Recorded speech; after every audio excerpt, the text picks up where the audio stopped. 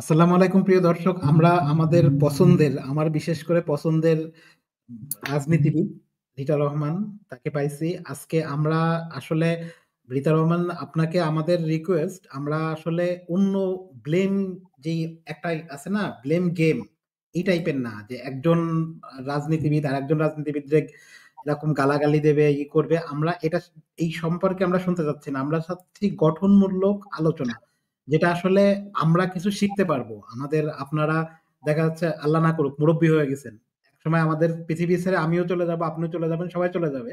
তো আমরা আসলে রাজনীতিটা কি, আসলে রাজনীতির বিষয়টা কি, আসলে রাজনীতি মানেই কি, মানে রাজনীতি মানেই কি লুটপাট, রাজনীতি মানেই কি রাজনীতিবিদরাই সব খারাপ।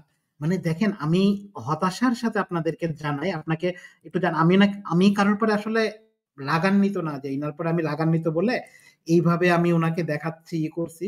তো দেখেন, ইনি বলছেন ভোট দেওয়ার মাধ্যমেই গণতন্ত্র প্রতিষ্ঠা হয় না। তো কিসের মাধ্যমে গণতন্ত্র প্রতিষ্ঠা হয় ওনার কাছে আমার একটু শোনার ইচ্ছা ছিল, কিন্তু দুঃখের বিষয় ওনার আমি কানেক্ট করতে পারিনি যে আসলে কিসের মাধ্যমে গণতন্ত্র প্রতিষ্ঠা হয়, যদি একটু শিখাতেন। তো আমি আসলে ম্যাডাম আপনাকে সরাসরি প্রশ্নটা করি, শেখ হাসিনার আমলে যখন কম গণতন্ত্র বেশি উন্নয়ন বয়ান শুনছি, আমরা বিশ্বাস করছি না গণতন্ত্র, তাহলে মনে হয় এটাই এটাই গণতন্ত্র, এইসব ভোট অধিকার টধিকার এগুলো সব ফাউল। আচ্ছা, বাদ দেন, এখন আসেন। পরে আবার বলছে জানো, শেখ হাসিনা, শেখ মুজিবুর রহমান যেহেতু মুক্তিযুদ্ধে নেতৃত্ব দিচ্ছেন, সেহেতু তিনি ক্ষমতায় থাকবেন। বাদ দিলাম, ঠিক আছে, শেখ মুজিব মুক্তিযুদ্ধের নেতৃত্ব দিয়েছেন, তিনি ক্ষমতায় থাকবেন। আমি আমার আপনাদের গণতন্ত্রে, আপনাদের সংবিধানে, যেটা আমি সরি আপনাদের বলছি, কারণ এই সংবিধান আমি ওন করতে পারছি না, আমার কোনো রাইটস নাই। তো এই আপনাদের সংবিধানে বলছেন, আপনি বলছেন জনগণ ক্ষমতার মালিক, না উৎস, মালিক না, মালিক কথা লেখা নাই, উৎস। ওখান থেকে নেবেন, নিয়ে আপনি যা ইচ্ছা করে বেড়াবেন, কোনো সমস্যা নাই। কিন্তু আসলে তো এমন না। আমি যদি ভুল হয়ে থাকি ম্যাডাম, আমার মিস আগের থেকে সরি, যে আমি যদি গণতন্ত্র বুঝে থাকি, জনগণ হচ্ছে, মনে করেন আপনার একটা ব্যবসা প্রতিষ্ঠান, আপনি মালিক, আপনি একজন ম্যানেজার রাখছেন, সে ওইটা পরিচালনা করবে। আপনি যখন তখন ম্যানেজারকে দায়বদ্ধ করতে পারবেন যে তোরে আমি চাকরিতে রাখবো না, তুই এখান থেকে বের হ। এটাই তো গণতন্ত্র। এক পক্ষ দেখছি ভোট, আপনি যদি ভোটের কথা বলেন না, বলবেন ভারতীয় সুর, আপনি যদি ভোটের কথা বলবেন বলে সংস্কার। ভাই, সংস্কার করতে গেলে তো আগে ভোটের দরকার। ভোট দিয়েই সেই ম্যান্ডেটে থাকতে হবে কি কি সংস্কার করবেন আপনি। ম্যাডাম, আপনি যদি আরো দেখেন, বাংলাদেশের ইতিহাসে 111 ঘটছে। 111 যে সরকার আসছে, সেই সরকারের এখনো পর্যন্ত কেউ ম্যান্ডেট দেয়নি। মানে সেই সরকারটা এখনো পর্যন্ত অবৈধ সরকার। মানে সেই সরকারের কোনো ম্যান্ডেট ছিল না। এখনো পর্যন্ত শেখ হাসিনা যে 15 বছর থেকে গেছে, তাদেরকে সংসদে দাঁড়ায় বৈধতা দেয়নি। কিন্তু তারা কিন্তু সংসদ, মানে সংবিধান অবমাননা করে বীর দর্পে ঘুরে বেড়াচ্ছে। ম্যাডাম, আপনি আমাদেরকে বুঝান আসলে গণতন্ত্র কি, আর এই সব, মানে আমি আমার অধিকার কই পাবো? আমি তো চেতনায় বিশ্বাস করি না, আমি আমার অধিকার চাই। জি ম্যাডাম, আপনি আমাদেরকে জি, একটু বুঝান। ধন্যবাদ। আসসালামু আলাইকুম দর্শকবৃন্দ। দাউদ, অনেকদিন পরে আপনার সঙ্গে কথা হচ্ছে। ধন্যবাদ আমাকে ডাকার জন্য। গণতন্ত্র কি, এটা কিন্তু খুব বড় প্রশ্ন, তাই না? গণতন্ত্র হচ্ছে যে, বলা হয় গণতন্ত্রে বলা হয় যে জনগণই সকল ক্ষমতার উৎস। এখন জনগণ শব্দটা, জনগণ বলতে আমরা কাদের বুঝাই, তাই না? এখন ধরেন দেখা যাচ্ছে যে 30% মানুষ একটা জিনিসকে সমর্থন করছে, বাকি 20% মানুষ আরেকটা জিনিসকে সমর্থন করছে। এই যে এখানে একটা একটা ভাগাভাগি হয়ে যায় না? তো গণতন্ত্র কি, এখন গণতন্ত্রকে এভাবে বলা যায় যে যেখানে মেজরিটি বা একটা দেশের আপামর জনসংখ্যা বা জনসমষ্টি যেটাকে সমর্থন করে, সেটার প্রতিনিধিত্বই হচ্ছে গণতান্ত্রিক অধিকার। তো এখন গণতন্ত্রকে অনেকভাবে দেখা যায়। তো গণতন্ত্রে অনেক ধাপ আছে। মানুষের যে সমর্থনটা লাগে, পিপলস ম্যান্ডেট যেটা দরকার হয়, যেটা দিয়ে আপনি মানুষকে, জনগণকে বা একটা আপনি ধরেন একটা কনস্টিটিউয়েন্সিকে প্রতিনিধিত্ব করেন, তাই না? সেই কনস্টিটিউয়েন্সিকে প্রতিনিধিত্ব করবার জন্য তাদের ওখানে সংখ্যাগরিষ্ঠ মানুষের সমর্থন আপনার প্রয়োজন আছে। তাহলে আপনি তাকে প্রতিনিধিত্ব করবেন কি করে? আপনাকে কে সেই দায়িত্ব দিল, যে আপনাকে কে সেই অধিকার দিল যে আপনি গণতন্ত্র, আপনি তাদের প্রতিনিধিত্ব করবেন? তো সেখানে সংখ্যাগরিষ্ঠ প্রশ্নটা আসছে। তারপরে আপনার হচ্ছে যে নির্বাচন হচ্ছে গণতন্ত্রের একটা খুবই গুরুত্বপূর্ণ একটা ধাপ।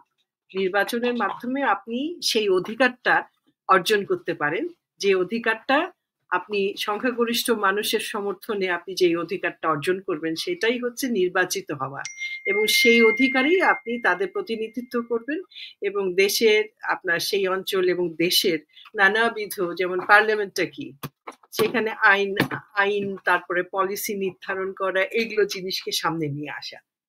তো গণতন্ত্র বলতে তো গণতন্ত্র অনেক বড় ব্যাপার। গণতন্ত্র বলতে যে রাজনীতি বহির্ভূত গণতন্ত্র, শুধু নির্বাচনমুখী গণতন্ত্র, এটা তো আসলে হয় না। গণতন্ত্রের অনেকগুলো ধাপ আছে।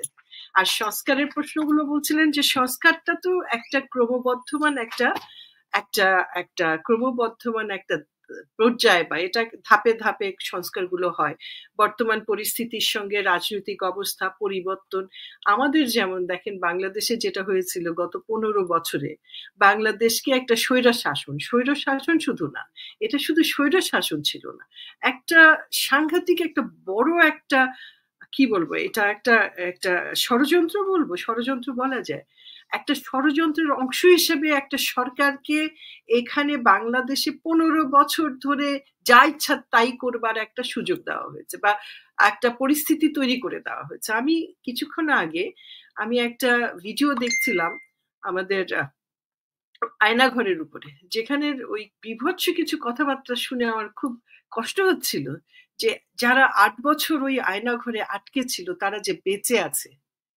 এটা মনে হয় মানে মানে আমাদের সৃষ্টিকর্তা আল্লাহ সুবহানাহু ওয়া তাআলার মহান একটা, তারই একটা, তার কারণে এটা সম্ভব হয়েছিল। দেখেন আয়নাঘরের কথা বললো যে ওটা আবার নাকি, তারা নাকি আবার ওটাকে, ওই ঘরগুলোকে খুঁজে পাচ্ছিল না, ওগুলোকে আবার তারা ভেঙে ভেঙে ভেঙে বের করেছে পর্যায়ক্রমে। তো আমাদের যে উনি হচ্ছেন ওই যে, ওনার নাম হচ্ছে, নামটা এখন এই মুহূর্তে মনে করতে পারছি না। যাই হোক, তো আমি বলছি যে বিগত সরকার কিভাবে যে এই দেশটাকে শাসন করেছে বা দেশটাকে নিয়ন্ত্রণ করেছে, এবং কতগুলো বিশেষ এজেন্ডা বাস্তবায়নের জন্য তারা একটার পর একটা কাজ করে গেছে দীর্ঘ সময় ধরে, এবং দেশটাকে তারা কোথায় কোন পর্যায়ে নিয়ে গেছে। আজকে সংস্কারের প্রয়োজনটা কেন? কারণ প্রত্যেকটা প্রতিষ্ঠানকে বিগত সরকার প্রত্যেকটা প্রতিষ্ঠানকে ধ্বংস করে দিয়েছে, এবং এটার মধ্যে তারা ওই যে তাদের দলীয়করণ করেছে এবং তারা আত্মীয়করণ করেছে, যেন তাদের বাইরে এই প্রতিষ্ঠানগুলো কখনো অংশগ্রহণ না করতে পারে। এই দীর্ঘ 15 বছরে ওরা একটা একটা করে প্রত্যেকটা ক্ষেত্রকে তারা নিয়ন্ত্রণে রাখবার জন্য তাদের নিজের নিজের মতো করে সবকিছু সাজিয়েছে, যেখানে মানুষের কোনো অধিকার ছিল না। মানুষ এটা প্রতিবাদ করবে, সেই অধিকারটাও মানুষকে দেয়া হয়। নানান রকমের আইন করে মানুষের উপরে নির্যাতন করে, এবং বিএনপি একটা রাজনৈতিক দল হিসেবে তখন সর্ববৃহৎ রাজনৈতিক দল এখনো, বিএনপি কে কিভাবে তারা নির্যাতন করেছে আপনি চিন্তা করতে পারেন, যে 60 লক্ষ বিএনপি নেতাকর্মীর বিরুদ্ধে কেস ছিল, এখনো হয়তো কিছু এখনো আছে, অনেক কেস আছে এখনো, সবগুলো ইয়ে হয়নি। তো এই যে অন্যায়ভাবে যে একটা দলকে, এই যে এইভাবে তারা, এই দলটাকে যে তারা কিভাবে, একটা দলকে তারা মানে আসলে দল না, এটা হচ্ছে তাদের বিপক্ষে কথা বলার কোনো শক্তিকে তারা সহ্য করেনি, রাখতে দেয়নি, এবং তাদের যে তাদের মদত দিয়েছে একটা বৃহৎ শক্তি, সেই জন্য তারা সার্ভাইভ করে গেছে এতদিন এই একতরফা ভাবে এই অন্যায় করার পরেও। তো জি তো ম্যাডাম, ম্যাডাম আমার আমার আরো একটু প্রশ্ন আছে। আপনি যে বললেন সংস্কার প্রতিটা ইনস্টিটিউশন ধ্বংস করে ফেলছে, এখন সংস্কার প্রয়োজন। আমি আপনাকে মনে হয় বোঝাতে পারছি না। মনে করেন আমি সংস্কার করে যাচ্ছি, এখন অনেকগুলা সংস্কার আমি করলাম, আমি করার পরে এখন আপনি আসলেন ক্ষমতায়, আপনি ক্ষমতায় আসার পরে 2 সেকেন্ডে সবকিছু ডিসমিস হয়ে গেলেন। আপনারা মনে করেন সংস্কার করে আমি ইমরান ভাইরে একটা ভালো জায়গায় বসালাম, আপনারে দুর্নীতি দমন কমিশনে বসালাম, কিন্তু ক্ষমতায় আসলাম আমি, ক্ষমতায় আসার পরে আমি হচ্ছে কি করলাম, আপনাদের সবকিছু বাদ দিয়ে দিলাম। তো লাভটা হলো কি? আমার কথা হচ্ছে সংস্কার যদি হতে হয়, আগে তো যে নিয়ন্ত্রণ করবে, যে ড্রাইভিং সিটে বসে থাকবে, তার আগে সংস্কার করা উচিত ছিল না? অথবা তার সম্মতি নিয়ে সংস্কার করা উচিত ছিল না? না, আমার প্রশ্ন ছিল আসলে এই যেটা জায়গাতে। আপনি বলছেন এটা গুছিয়ে করার সময়টা তো ছিল না, যেভাবে পরিবর্তনটা আসছে এটা তো ওইভাবে গুছিয়ে করার সময়টা ছিল না। এটা তো এগুলোকে বিপ্লব বলেন, বা এগুলোকে অনেকে বলতেছে যে এটা, সবাই বিপ্লব হিসেবে এটাকে স্বীকারও করতে চায় না, কিন্তু এটা এক ধরনের বিপ্লবী। ছেলেরা রাস্তায় নামিয়েছে, তারা রক্ত দিয়েছে, তাদের উপরে যেভাবে গুলি ছুড়েছে, গাজায়ও না, এটা যুদ্ধক্ষেত্রে শুধুমাত্র এইভাবে জনগণের বিরুদ্ধে একটা প্রতিষ্ঠান মানে একটা সরকারি প্রতিষ্ঠান গুলি করে হত্যা করেছে। আর পৃথিবীর ইতিহাসে আপনি খেয়াল করে দেখেন এরকম ইতিহাস কোথায় পাবেন? যেভাবে তারা বসে পজিশন নিয়ে গুলি করেছে ছাত্রদের উপরে, নিরস্ত্র জনসাধারণের উপরে, বাচ্চা ছেলেদের উপরে, বাবা মা ছোট ভাই বোনদের উপরে। তো সেইটা তো মানে কি বলবো, এটা তো এক্সেপশনাল একটা ঘটনা। তো সেখানে সংস্কার তো আসতেই হবে এই কারণে যে এই প্রতিষ্ঠানগুলোকে আপনাকে আবার সুশৃঙ্খল করা, তাদের যে তারা যে এই প্রতিষ্ঠানগুলোকে তাদের মতো করে তৈরি করেছে সেই গ্রাস থেকে এই প্রতিষ্ঠানগুলোকে বের করে আনা, এটাকে একটা স্বাধীন প্রতিষ্ঠান, গণতান্ত্রিক প্রতিষ্ঠানে পরিণত করা। যেমন ধরেন আমাদের মিডিয়া নিয়ে নানান রকম কথা আসছে, যে এখনো মিডিয়া কিন্তু সত্যিকারে অনেক কথাগুলো রাষ্ট্রের পক্ষে বা দেশের পক্ষে তুলে ধরছে না। এটার কারণ কি? কারণ মিডিয়াগুলোকেও তো তারা টার্গেট করেছিল। মিডিয়া তাদের একটা হাতিয়ারও ছিল। বেশিরভাগ মেইন স্ট্রিম মিডিয়া যেগুলো ছিল সেগুলোকে তারা ব্যবহার করত তাদের স্বার্থে এবং প্রোপাগ্যান্ডামূলক ব্যবহার করত, সত্য ঘটনাগুলোকে লুকিয়ে রেখে প্রোপাগ্যান্ডা করাতো। তো এইসব কারণে তো সংস্কার প্রয়োজন। আর আপনি বললেন সংস্কারের জন্য, অবশ্যই সংস্কারের প্রস্তাব যখন আসবে, প্রস্তাব আসলেই তো সেটা বাস্তবায়ন সম্ভব না। এখানে মানুষের ম্যান্ডেট দরকার, পিপলস ম্যান্ডেট দরকার, এবং পিপলস ম্যান্ডেটের প্রশ্নটা আসলেই তখন নির্বাচনের প্রশ্নটা এসে যায়, তাই না?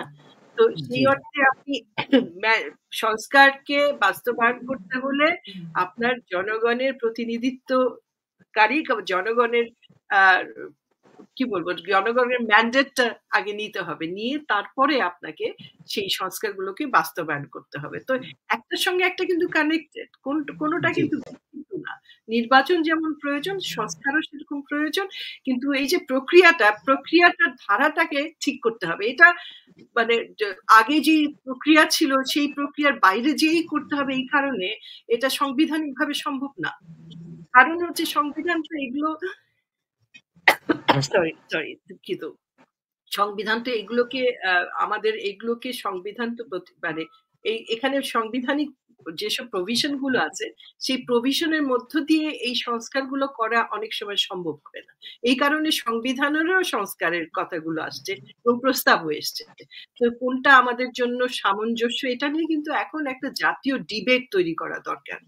এখন এই যে সংলাপ বা জাতীয় একটা ডিবেট তৈরি করা, যাতে করে এটার ভালো দিক এবং মন্দ দিকটা বেরিয়ে আসে এবং মানুষ কি ভাবছে এই সংস্কার নিয়ে প্রতিফলন হবে, এটা কিন্তু খুবই প্রয়োজন এই মুহূর্তে। জি জি ম্যাডাম, আমি আবার আসবো আপনার কাছে। অনেক কথা আমাদের জানার আছে, আপনার কাছ থেকে অনেক কথা শেখার আছে। আমরা একটা প্রশ্ন নিয়ে আসি। নজরুল ইসলাম ভাই, আপনার প্রশ্ন, আপনি কিছু জানতে চান? জি জি জি, আসসালামু আলাইকুম সম্মানিত সঞ্চালক ভাই, অতিথিবৃন্দ, বিষয় যে যেখান থেকে দেখছেন শুনছেন, বিষয় তো সাম্প্রতিক বাংলাদেশের সম্প্রীতি। তো সম্প্রীতি তিনটা কারণে নষ্ট হয়। একটা হচ্ছে ভারত এবং র এবং মুসাদের প্লেনে দ্বন্দ্ব সৃষ্টির জন্য, আর একটা হচ্ছে কিছু কিছু হিন্দু ভাই বোনেরা ধর্ম সম্পর্কে বাজে মন্তব্য করে স্কুল কলেজে বোরকা হিসাব ট্রেনে করে তার এর জন্য কিছু টানাটানি হয়। আর এই দুইটা কারণে। আর মন্দির ভাঙ্গা হয়েছে বেশ কিছু মন্দির ভাঙ্গা হয়েছে কখন, যখন বাবরি মসজিদ ভাঙ্গা হয়, যেটা বাবরি মসজিদ না ভাঙলে ওইটা হইতো না। এইটা আমার কাছে মনে হচ্ছে। আচ্ছা, একটা প্রসঙ্গ কি অন্য প্রসঙ্গে বলতে পারি, একটা খুব গুরুত্বপূর্ণ বিষয়। জি জি, আপনি প্রশ্ন করেন, যে প্রশ্ন করতে পারেন। আচ্ছা, তো ডক্টর ইউনূস সাহেব আয়নাগর দেখতে অনেকদিন ধরে যেতে চেয়েছিলেন, তাকে টালবাহানা করো, শেষ পর্যন্ত অটল থাকলে তিনি যাবেন। যাওয়ার পূর্বে প্রধান প্রসিকিউটর ওই আয়নাগরটা একটু পরিদর্শনে গেলেন, গিয়ে পেলেন একটি বাস্কেটে 5টি টাইম বোমা। প্রশ্ন, এই আয়নাগরের তো পাহারাদার কোথায় ছিল? ডিএসএফআই, এনএসআই, ডিবি, আরো কত দায়িত্বশীলরা এর ব্রিফিং ব্যাখ্যা দিলেন না, এটা মেনে নেওয়া যায়? আর সর্বশেষ কথা হচ্ছে, আমি বিএনপির কর্ণধার হিসাবে বলছি না, মির্জা ফখরুল পাপিয়ার কর্তা এবং মির্জা আব্বাসকে বিএনপির রিলেটেড নয়, ব্যক্তি হিসাবে বলছি। আপনারা ওই আলতু ফালতু কথা বললে বিএনপিকে আর ধ্বংস করবেন না। আপনারা বরং আপনার বাড়িতে বাসায় গিয়ে আপনাদের বৌশালীদের গিয়ে ঈসা মাস এবং লতা করতে সাহায্য করেন। কারণ পাপিয়া বললেন আমলারা নামাজ পড়াবে, ভোট চাইতে পারবে না, ভোট দিতে পারবে না। I am asking Papiya, do you know what is the constitution say? Constitution বলে কোন আদালত কর্তৃক নির্দোষ ব্যক্তি হলে সে ভোটে, নির্দোষ ব্যক্তি নিজে সে ভোটও চাইতে পারে, ভোটের পক্ষেও কথা বলতে পারে। তারপর উনার কর্তা বললেন যে ওয়াজ মাহফিলের চাঁদাবাজি হয়, কি একটা গাঁজা, কতজনকে গাঁজা খাইছে ওই এমপিটা। জি ভাই, জি মানুষ শেষ করুন ভাই। সংক্ষেপে যে কতজন যে গাঁজা খাইছে, ওই পাপিয়া জামাই যেমন স্টোরি এমন কর্তা মশাই, আদাব উনাকে দিলাম, সালাম দিতে পারলাম না। ওয়াজ মাহফিল হয় বিভিন্ন জনের কাছ থেকে চেয়ে চিনতে, এটা একটা চাঁদাবাজি হয়। আর ওই আর কিছু বললাম না ভাইয়া, আমি সতর্ক করে দিই, আমি অনুরোধ করছি জনাব তারেক রহমানকে, আপনি ওই ধরনের টার্গেটকে আপনি সামলান, না হলে আমাদেরকেও ডুবাবেন, জিয়াউর রহমানের নামও ডুবাবেন, খালেদা জিয়ারও নামও ডুবাবেন, আপনার ভবিষ্যৎ অস্থিতিশীল করে তুলবে ওই পান্ডারা, বলদরা। আসসালামু আলাইকুম। জি ওয়ালাইকুম আসসালাম। জি আমাদের মহাসিন ভাই, আপনাকে খুব সংক্ষেপে শেষ করতে হবে ভাই, প্রশ্ন অনেক রাত হয়ে গেছে তো। জি মহাসিন ভাই, আপনি কি শুনতে পাচ্ছেন? জি আসসালামু আলাইকুম ওয়া রাহমাতুল্লাহি ওয়া বারাকাতুহু। জি জি, আমি নেত্রীর কাছে একটা প্রশ্ন, যেটা হচ্ছে যে আসলে কি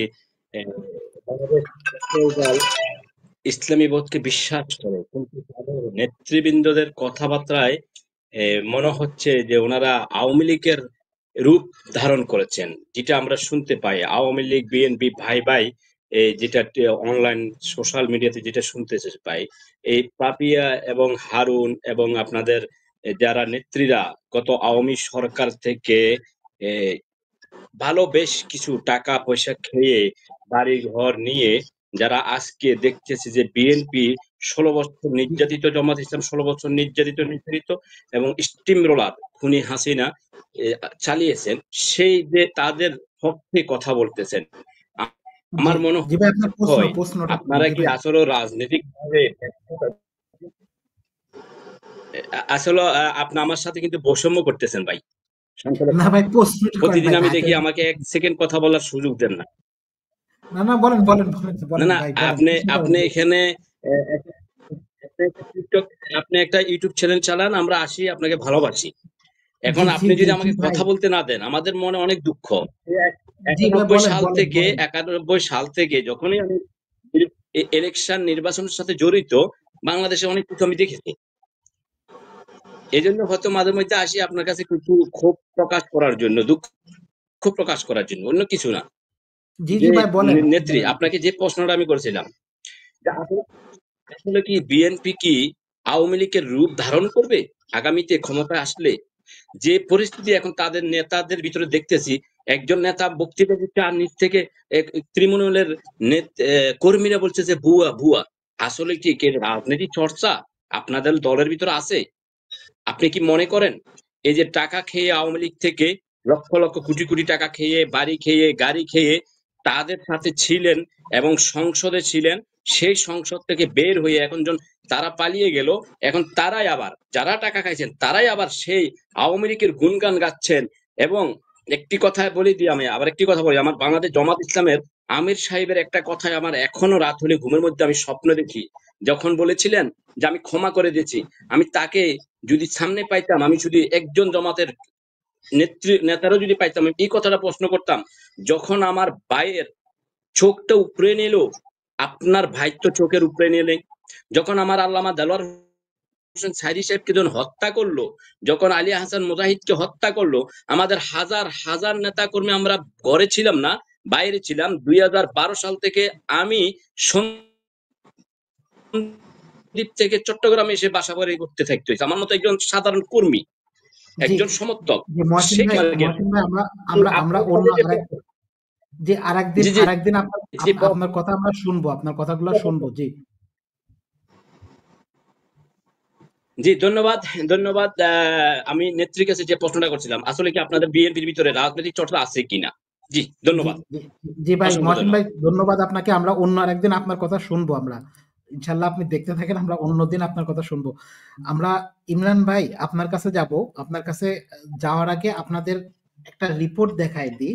বাংলাদেশ নিয়ে বাইরের মনোভাব, আমরা তো আসলে সবাই চেতনায় বিশ্বাস করি, তো চেতনাটা আসলে কোথায় যাচ্ছে একটু রিপোর্টটা একটু দেখায়। বাংলাদেশের বিনিয়োগ নিয়ে অনেক কথাবার্তা হচ্ছে, এখানে যে রিস্ক ফ্যাক্টর গুলো আছে আপনারা রিপোর্টটা পড়ে নেবেন, আমি সম্পূর্ণ দেখাতে পারতেন, ডিডব্লিউ রিপোর্ট। এখানে তারা বাইরের যতগুলা বিনিয়োগকারী আছে সবার কাছেই একই সংখ্যা। সংখ্যাটা কি? সংখ্যাটা হচ্ছে রাজনৈতিক অস্থিতিশীলতা। রাজনৈতিক অস্থিতিশীলতা, সমন্বয়হীনতা, দুর্নীতি, আমলাতান্ত্রিক জটিলতা এবং গ্যাস ও বিদ্যুতের সংকট। এর মধ্যে প্রধানভাবে দেখা যাচ্ছে রাজনৈতিক অস্থিতিশীলতা। এখন রাজনৈতিক অস্থিতিশীলতা বলতে একটা পক্ষ বলছেন যে 5 বছর ডক্টর ইউনূস থাকুক, এই নির্বাচন দিয়ে গণতন্ত্র প্রতিষ্ঠা হয় না, 5 বছর থাকুক। আর এক পক্ষ সাথে সাথে সুর দিচ্ছেন, আমি কিন্তু অন্য পক্ষের কথা বলছি না, আমি বলছি স্বরাষ্ট্র উপদেষ্টার কথা। তিনি বলছেন, তিনি কিন্তু একজন পলিটিশিয়ান না, তিনি কিন্তু পলিটিশিয়ান অনেক সময় মুখ ফুসকে অনেক কথা বলতে পারে তার মাঠ রক্ষার্থে, কিন্তু যখন একজন অ্যাডভাইজার এই টাইপের কথা বলেন তখন আসলে কি বোঝাচ্ছে। যেমন দেখেন, আমি যদি আরেকটু আপনাদের যারা গভর্নমেন্টে আছেন তাদের আরেকটু জিনিস দেখাই দিই আপনাদের।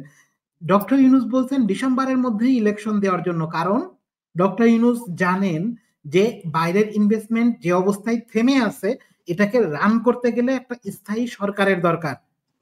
তো আপনারা আসলে এই নির্বাচন দেখলেই যে অ্যালার্জি, এটা কেন? আমি তো কোনো চেতনায় বিশ্বাস করি না, আমি তো আমার ভোট অধিকার দিতে চাই। আমি তো মনে করেন আমি রীতা ম্যাডামকে অথবা আপনাকে, মেজর ইমরানকে আমি পছন্দ করি, আমি মেজর ইমরানকে আমার আসনের প্রতিনিধি হিসাবে আমি দেখতে চাই, তখন আমি তাকে ভোট দেব। মেজর ইমরান ওই আসনে প্রতিনিধিত্ব করবেন, আমি ভোট দেব। আমার সমস্যাটা কোথায়? আমি তো কোনো চেতনায় বিশ্বাস করি না। কি 24-এর চেতনা, কি 71-এর চেতনা, কোন চেতনায় আমার কাছে কাজ ই করে না। আমি রক্ত দিছে, আমার ভাই বোন রক্ত দিছে, চেতনার কথা বলে অন্য পক্ষ দলের সভাপতি হয়ে যাবে নির্বাচন বাদে, এটা তো আমি বিশ্বাস করি না। আপনি আমাকে কি দিয়ে বুঝাবেন যে এই রাষ্ট্রটা আমারও? জি, মেজর ইমরান ভাই। ধন্যবাদ ইয়া ভাই, আমাদের সঞ্চালক ভাই দাউদ ভাই। আসলে ব্যাপারটা এইরকম, এটা আপনার কিছু বক্তব্য আছে। এই যে আপনি যেটা বললেন যে গ্যাস সংকট, রাজনৈতিক স্থিতিশীলতা, মানে যে স্বরাষ্ট্র উপদেষ্টার বক্তব্য, এগুলি আমি কিছুটা শুনেছি, খেয়ালও করেছি। আসলে নির্বাচন দেখলেই আমাদের অ্যালার্জি না। ঘটনাটা হলো গত 54 বছরে 15 বছর তো দেখেছি, 16 বছর নির্বাচনের নামে কি হয়েছে। প্রহসন হয়েছে, ডামি নির্বাচন হয়েছে, দিনের ভোট রাতে হয়েছে, তো ভোটের আগের দিনের নির্বাচন হয়েছে। তারপরে গুন্ডা পান্ডা, দুর্বৃত্ত, দুর্নীতিবাজ এরা ছিল ক্যান্ডিডেট। সুতরাং আমাদের অ্যালার্জি এখানে। এখন এই যে সময়টা এখন 7 মাস বা 8 মাস হলো যেটা আমাদের অন্তর্বর্তী সরকারের, ইজ ইট সাফিসিয়েন্ট? এখন প্রশাসনে আপনার কিছু লোক পালিয়ে গেছে বা কিছু লোক বরখাস্ত হয়েছে, ওএসডি হয়েছে, কিছু লোক চাকরিতে জয়েন করেনি, বিদেশে আছে, ইভেন অ্যাম্বাসেডর পর্যন্ত বাংলাদেশে ফলব্যাক করেনি, তাকে ফরেন মিনিস্ট্রিতে ডাকার পরেও, এবং ওখানে বসেও তারা এখনো আমলি করতেছে। এই যে হাসিনার পক্ষে স্লোগান দিচ্ছে আমেরিকাতে এবং আরো বিভিন্ন দেশে, কানাডাতে গিয়ে। এই যে আপনার মানে বাংলাদেশের যেমন ধরেন শাবান মাহমুদ ছিল, শাবান মাহমুদ কিন্তু ভারত থেকে এখনো ফেরত আসেনি। তা এইরকম অনেক লোক যারা রাষ্ট্রদূত আছে, হাইকমিশন আছে, বিভিন্ন দেশে এইভাবে আছে। এইরকম বাংলাদেশের সচিবালয়গুলিতে এবং বিভিন্ন প্রতিষ্ঠানে, স্কুল, কলেজ, যারা পোলিং অফিসার হবে, প্রিজাইডিং অফিসার হবে, যারা ইলেকশনটা মনিটর করবে, চালাবে, এরা কিন্তু সবই হাসিনার আমলের 80% আমি বলবো মিনিমাম এখন এই লোকগুলি। তারপরে যারা ইলেকশনটা এখন দ্রুত চাচ্ছে, তারা কি আসলে ক্ষমতায় যাওয়ার জন্য চাচ্ছে দ্রুত, ভারতের মানে ব্লেসিংস নিয়ে, বা ভারতের মানে ভারতকে খুশি করার জন্য, বা ভারতের সুরে কথা বলতেছে কিনা, এগুলো তো আমরা দেখতে হয়, আমাদের কিন্তু শুনতে হয়, আমরা তো পাবলিক। এখন আপনি দেশের বাইরে থাকেন, আমি কিন্তু দেশের ভিতরে থাকি। আমি জানি আমার ছেলেটা যখন স্বৈরাচার পতনের আগে দেশে, আমার তখন কোচিং এ যেত, ডানে বামে যেত, স্কুল কলেজ ইউনিভার্সিটি আমার মেয়েটা যেত, আমার মেয়েটা হেজাব করে, আমার ছেলেটা নামাজ পড়ে। এখন ওকে যে ইয়াবা দিয়ে পুলিশ ঢুকিয়ে দেবে পকেটে, তারপরে বলবে ওই হলি আর্টিজানের নাটকের মধ্যে ঢুকাবে, আমার মেয়েটাকে হেজাবের জন্য তাকে বলবে জঙ্গি, হিজবুত তাহরির বানাই দিবে, এগুলি তো আমরা দেখেছি। জঙ্গি নাটক হয়েছে শত শত, এবং সত্য কিছু আছে কিন্তু সব সত্য না। আপনি যদি নূর খানের বক্তব্য শোনেন, মানবাধিকার যে উনি কর্মী, এখন যে গুম খুনের সদস্য, ওনার বক্তব্য শুনবেন, ম্যাক্সিমাম আপনি দেখবেন এগুলি হয়েছিল নাটক, হাসিনা, এবং এখানে ভারতের জড়িত, এবং এখানে আমাদের একটা ইসলামোফোবিয়া তৈরি করা হয়েছিল হাসিনার। তো এই যে পরিবেশ থেকে আমাদের কি করে এত বিএনপির কর্মী নেতা জেল খাটলো, গুম হলো, খুন হলো, ইলিয়াস আলীর মতো একটা সাংগঠনিক সম্পাদক একটা দলের, বিএনপির একজন ছাত্র নেতা, ও আমাদের একবার জুনিয়র ঢাকা ইউনিভার্সিটির, তাকে গুম করে ফেলা হলো, তার পেটটা কেটে ডুবিয়ে দেওয়া হলো, তার লাশটা পর্যন্ত ফ্যামিলি পায়নি। এইরকম ঘটনা তো আপনি খালি ইলিয়াস আলী সম্পর্কে জানেন, বড় বড় আরো এরকম অনেক ঘটনা আছে যেগুলি আমরা আপনি গুম খুন কমিশনে গেলে আপনি জানতে পারবেন, এরকম শত শত হাজার আছে এখনো নিরুদ্দেশ।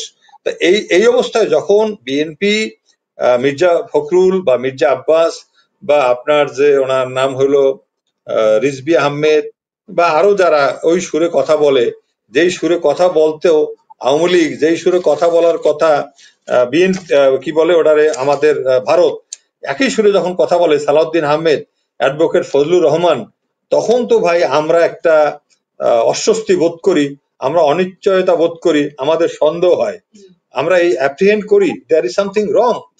এখন আওয়ামী লীগের কাছ থেকে ভারতের যে জুজুর যে ভয়, এটা কি বিএনপির মধ্যে ঢুকলো?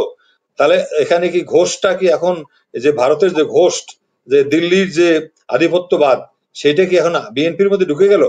এগুলো তো আমাদের সন্দেহ হয়, এগুলো সন্দেহ হয় বিদায় আমরা ইলেকশনটা এই মুহূর্তে চাই না।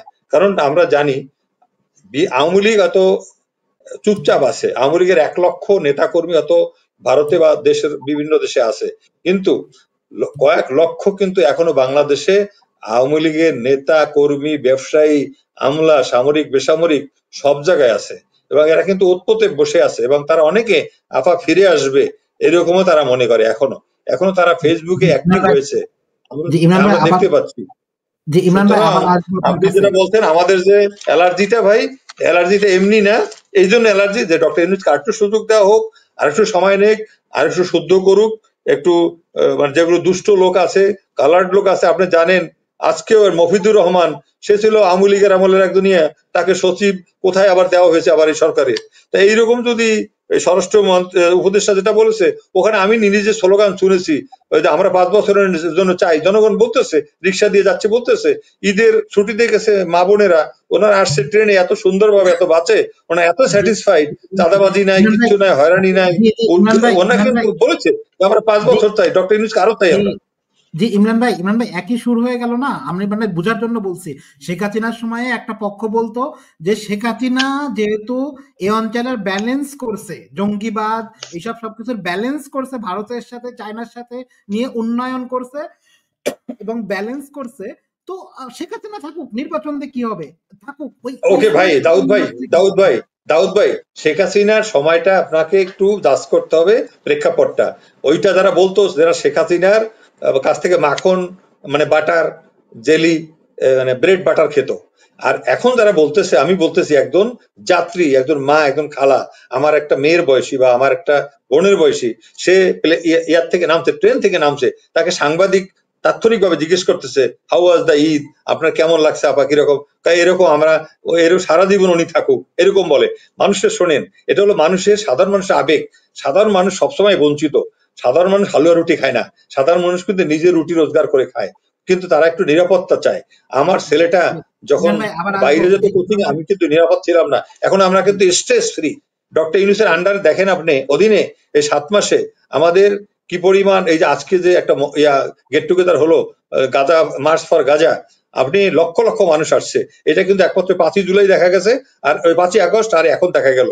এখন আপনি বুঝেন এই যে অ্যান্টি ইন্ডিয়ান সেন্টিমেন্ট, ইন্ডিয়ার সাথে চোখে চোখে কথা বলা, এবং ভারত যে ট্রান্সশিপমেন্ট বাতিল করলো, আমাদের বাতিল করলো কিরকম, আপনি খালি একটু বলি, আমি শেষ করি এই ব্যাপারটা।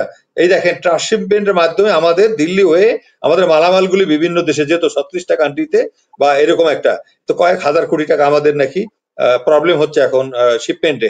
আপনি বলেন, ভারতের যে আমাদের নদী পথ দিয়ে, আমাদের জলপথ দিয়ে ভারতের যে সমস্ত বার্জ, যে সমস্ত জাহাজ কার্গো চলেছে, ট্যাক্স ফ্রি ছিল, নো শুল্ক।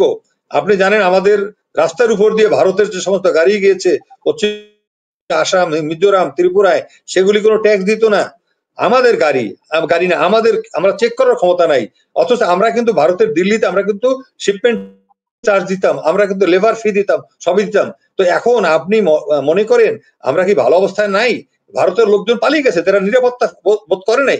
আমরা যে সময় নিরাপদ বোধ করি নাই হাসিনার আমলে, সেই সময় আমরা মানে ছিলাম অসহায়। আমরা মুসলমান হয়ে একটা দেশের নাগরিক হয়ে ইন্ডিয়ার ভয়ে ছিলাম আতঙ্কিত, হিন্দুদের ভয়ে ছিলাম আতঙ্কিত। This is true. সুতরাং আপনাকে বুঝতে হবে আমরা কিন্তু মানসিক ভাবে অনেক ভালো আছি, এজন্য আমরা কিন্তু মানসিক শান্তি চাই ভাই। আমাকে রুটি দরকার নেই, আমাকে একটু শান্তিতে ঘুমাতে দাও, আমাকে একটু শান্তিতে চলাফেরতে দাও, আমার জীবনের নিরাপত্তা দাও। ধন্যবাদ। জি জি ইমরান ভাই, সরি, আমিও ডক্টর ইউনূসেরই পক্ষে, আমিও তার বিপক্ষে না, কিন্তু আমরা জনতা তো এখন আসলে দেখেন আমাদের মিডিয়া সমস্যা হয়ে গেছে, মিডিয়াগুলো সবসময় বিক্রি হয়ে যায়, যে কোনো একটা পক্ষের কাছে বিক্রি হয়ে যায়। যেমন আমি একটা মিডিয়ার একটা জিনিস দেখাই, আপনাদের একটু মনে হয় ভালো বুঝবেন, একটু দেখাই, তাই না? এই যে এই রিপোর্টটা, এটা সম্পর্কে জাস্ট কাট করে দেখেন, কালবেলা জাস্ট কাট করে, জি জি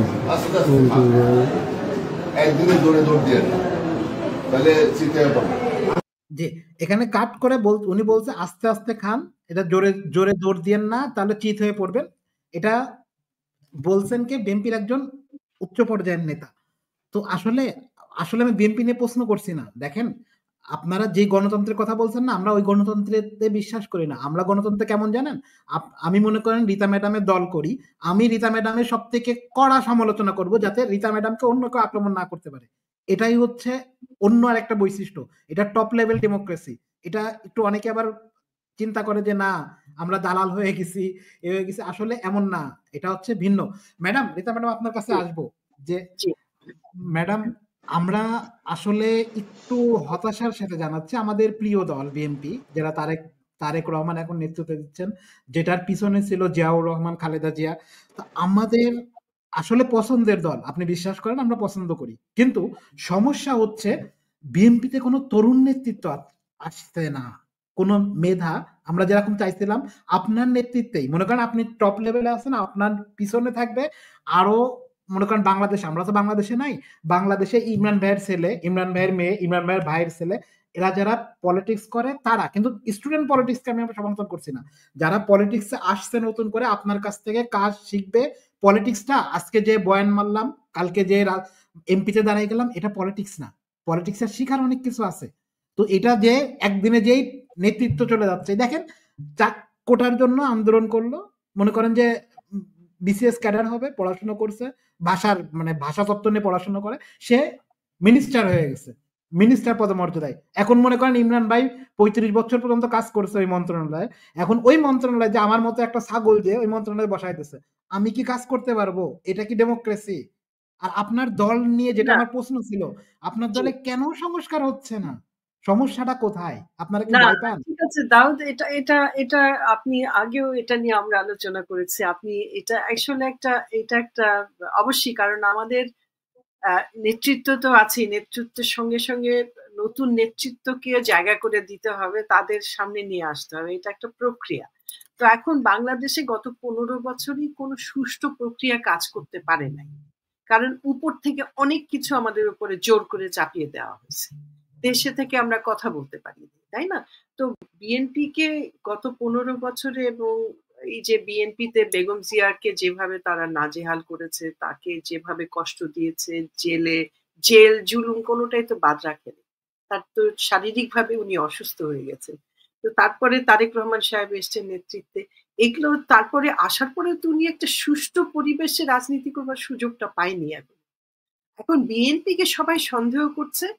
এই বিএনপির কিন্তু কিছু নেতৃবৃন্দ কন্ট্রোভার্সিয়াল কথাবার্তা বক্তব্যের কারণে সমালোচনাটা আরো বলবো যে আরো গভীর হয়ে গেছে বিএনপির বিরুদ্ধে, কিন্তু এটা কিন্তু ঠিক না, এই কারণে যে বিএনপি কে তো আপনারা সেই সুযোগটা দেন নাই। আর বিএনপির ব্যাপারটা হচ্ছে, বিএনপি যখন ক্ষমতায় ছিল, বিএনপির ট্র্যাক রেকর্ড গুলা যদি আমরা খেয়াল করি, বিএনপি কিন্তু ওইভাবে দেশ বিরোধী কাজ করেনি, দুর্নীতি কিছু একটা ধরেন একটা দেশের সার্বিক যে পরিস্থিতি থাকে যে ইয়েটা বলে কি বলে উপরিকাঠামো, এখানে বিভিন্ন প্রতিষ্ঠানিক কিছু বিভিন্ন কারণে এই যে আমাদের সংবিধানও কিন্তু আমাদের এই সুষ্ঠু একটা রাজনৈতিক স্থিতিশীলতা, যেটার কথা দাউদ বলছিলেন বারবার, এবং ওই যে রিপোর্টেও বলছিলেন যে পলিটিক্যাল স্টেবিলিটি, রাজনৈতিক স্থিতিশীলতা খুব গুরুত্বপূর্ণ। সেইটা কিন্তু সেই অংশে সেইভাবে কোনোদিন বাংলাদেশে থাকেনি স্বাধীনতার পর থেকে। এবং কেন থাকেনি এটা নিয়ে কিন্তু আমরা বহুবার আলোচনা করেছি। এইটা বাংলাদেশে পলিটিক্যাল স্টেবিলিটি রাখতে দেয়া হয় নাই, এটা হচ্ছে ভারতের তাদের একটা এজেন্ডা। এবং আপনি দেখেন বাংলাদেশ স্বাধীনতার পরে এই যে আমরা বলছি যে শেখ সাহেবের নেতৃত্বে স্বাধীনতা যুদ্ধ হয়েছে, এটা কিভাবে বলি আমরা? এটা এত কন্ট্রোভার্সিয়াল একটা স্টেটমেন্ট। উনি কি করে নেতৃত্ব দিলেন? উনি তো স্বাধীনতা ঘোষণাই করে নাই। এবং শেখ সাহেব নিজে মুখে স্বীকার করেছেন যে তিনি স্বাধীনতা ঘোষণা করেন নাই। ডেভিড ফ্রস্ট, যে ব্রিটিশ বিখ্যাত সাংবাদিক ছিলেন, যে কোনো সদ্য স্বাধীন দেশের নেতাদের তিনি ইন্টারভিউ নিতেন। বাংলাদেশের শেখ সাহেব যখন ফিরে এলেন তারপরে ওনার ইন্টারভিউ নিতে উনি আসলেন। বঙ্গভবনের বাগানে উনি ইন্টারভিউ নিলেন শেখ সাহেবের, এবং শেখ সাহেবকে জিজ্ঞেস করলেন David Frost, did you declare independence? Sheikh সাহেব নিজে এটার উত্তর দিলেন, I did not declare independence. তো ডেভিড ফ্রস্ট অবাক হয়ে তার দিকে তাকিয়ে বলল, why? The whole country was in favor of independence, তুমি কেন ঘোষণা করলা না? তখন উনি বললেন, I did not declare because I always wanted the Pakistanis to strike us first. খেয়াল করে দেখেন, এই যে লোক স্বাধীনতা ঘোষণা করে নাই তাকে আপনারা স্বাধীনতা যুদ্ধ বা মুক্তিযুদ্ধের নেতা বলতেছেন। এইটা যে এই যে আমাদের যে কনফ্লিক্টটা, বাস্তব রিয়ালিটির সঙ্গে যে আমাদের যে একটা মিথ্যা বয়ানের একটা কনফ্লিক্ট, এই কনফ্লিক্টটা কেন হয়েছে? এটার পেছনে কে ছিল? ভারত এবং আপনি চিন্তা করে দেখেন একটা সিম্পল ব্যাপার, সেটা হচ্ছে যে আপনার ৭১ সালের ঘটনা, আপনি যদি ৭১-এ ফিরে যান। এখন আমি দেখলাম আজকে মির্জা আব্বাস সাহেবেরও একটা ইন্টারভিউ দেখছিলাম, উনি বলছিলেন যে কেন উনি দ্বিতীয় স্বাধীনতা বলতে রাজি না। ওনার দ্বিতীয় স্বাধীনতা বলতে আপত্তি নাই, কিন্তু উনি রাজি না এই কারণে যে মুক্তিযুদ্ধ তো একটা মহান একটা আমাদের সেই মুক্তিযুদ্ধ ৭১-এ যে যুদ্ধেই বলি না কেন, আমরা সেই ৭১-এর যুদ্ধের পরে আমরা ভৌগোলিক স্বাধীনতা পেয়েছি, কিন্তু আমাদের যে স্বাধীনতা পাওয়ার যে ন্যারেটিভটা, এটা কিন্তু একটা মিথ্যার উপরে ভিত্তি করে হয়েছে। আজকে আপনি দেখেন যে স্বাধীনতা ওই যে ৭১-এ যে আপনার অস্থায়ী সরকার গঠন হয়, এই অস্থায়ী সরকারটা কিসের ভিত্তিতে গঠন হয়? ওই ৭০-এর নির্বাচন পাকিস্তানের এফএলওর উপরে যে লিগাল ফ্রেমওয়ার্ক, যেখানে শেখ সাহেব সই করেছিল এক পাকিস্তান রাখবে, সেইটার উপরে নির্বাচন হয়েছিল ১৯৭০ সালে। সেই নির্বাচনের রেজাল্টের উপরে ভিত্তি করে স্বাধীনতা যুদ্ধের অস্থায়ী সরকার হয়েছে। আপনি খেয়াল করে দেখেন কতটা কনফ্লিক্ট। কি করে এটা হয়? ৬ দফার ভিত্তিতে কিন্তু ৭০-এর নির্বাচন হয় নাই। তো ওই নির্বাচনের ফলাফলটা ছিল পাকিস্তান এক রাখার ফলাফল। সেখানে তো শেখ সাহেব ওই তার সেই কমিটমেন্ট থেকে সে কিন্তু বেরিয়ে আসে নাই। শেখ সাহেব পাকিস্তানের পক্ষেই ছিল, কিন্তু ভারত এবং কেন শেখ সাহেবকে স্বাধীনতার প্রতীক বানালো? তারা মুজিব বাহিনী পর্যন্ত বানালো কেন? তাদের এজেন্ডা বাস্তবায়ন করার জন্য। তো মুজিব বাহিনীর কাজটা কি ছিল আপনি খেয়াল করে দেখেন। মুজিব বাহিনীর কাজ ছিল মুক্তি বাহিনীকে পরাস্ত করা, একমাত্র কাজ ছিল। এবং আমার আব্বার কাছে আমি শুনেছি দাহগ্রাম বলে একটা জায়গা আছে, যেখানে মুক্তি বাহিনীরা সেখানে পাকিস্তান আর্মিকে মেরে সরিয়ে দিয়ে ওই জায়গাটা স্বাধীন ঘোষণা করলো। কিছুদিন পরে মুজিব বাহিনী গিয়ে মুক্তি বাহিনীর প্রত্যেকটা সদস্যকে হত্যা করলো। এরকম অনেক সাক্ষী আছে, অনেক ঘটনা আছে। ম্যাডাম একটা ছোট্ট একটা প্রশ্ন, যে ছোট্ট একটা প্রশ্ন আছে। এই মুজিব বাহিনীর প্রধান যে ছিলেন, সে কিভাবে এখন বিএনপি চেয়ারপারসনের উপদেষ্টা হয়ে বিভিন্ন জায়গায় কথা বলেন? মুজিব বাহিনীর প্রধান কে ছিল? ফজলুর রহমান। উনি সদস্য ছিলেন। উনি মুজিব বাহিনীতে ছিলেন, কিন্তু মুজিব বাহিনীর প্রধান না। হ্যাঁ, মুজিব বাহিনীর দায়িত্বরত ছিলেন, আমাদের কাছে প্রমাণ আছে, আমরা প্রমাণ করে কথা বলছি। কিভাবে বিএনপি চেয়ারপারসনের উপদেষ্টা হন যিনি বলেন যে বাংলাদেশে কেন আজান হয় প্রতিটা মসজিদে, এটা বিএনপির সাথে যায় না? এটা একেবারেই যায় না। এবং এগুলো আসলে হচ্ছে কি, দেখেন একটা মানুষের যে ব্যাকগ্রাউন্ডটা, মানুষের রংটা, মানুষ অনেক সময় নিজের পরিচিতিটাকে লুকিয়ে রেখে একটা ফাসাদ তৈরি করতে চেষ্টা করে। যখন একটা পরিস্থিতির উদ্ভব হয়, একটা ক্রাইসিস তৈরি হয়, তখন কিন্তু ওদের রংটা বেরিয়ে যায়।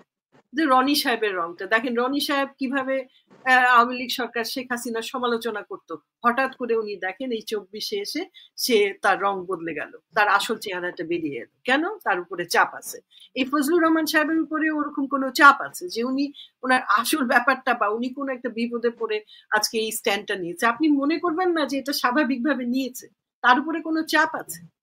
কারণ এখানে যে কিভাবে কাজ করেছে গত 15 বছরে এটা আমরা জানি, কিন্তু জানলেও আমরা যখন এটা বিশ্লেষণ করতে যাই তখন এটাকে খেয়াল করি না। কিন্তু খুব গভীরভাবে বাংলাদেশের প্রত্যেকটা ক্ষেত্রে কাজ করেছে। বুঝতে হবে কেন এত শক্তিশালী হয়েছিল বাংলাদেশে, এটাও বুঝতে হবে। এই যে শেখ হাসিনার ব্যাপারটা আমি কিন্তু অনেকগুলো টক শোতে এটা বলেছি, আরেকবার এখানে আজকে রিপিট করি। তাকে এর একজন অফিসারকে যেরকম ট্রেনিং দেওয়া হয়, 6 বছর ভারতে সে যখন আশ্রিত ছিল তাকে আইসোলেটেড রেখে তাকে ট্রেনিং দেওয়া হয়েছিল। এবং এই কথাটা কে বলেছে আমি কি করে জানলাম? এটা জেনেছি বিবিসির যে সিরাজুর রহমান সাহেব ছিলেন, তিনি তার বইয়ে লিখে গেছেন এই কথাটা।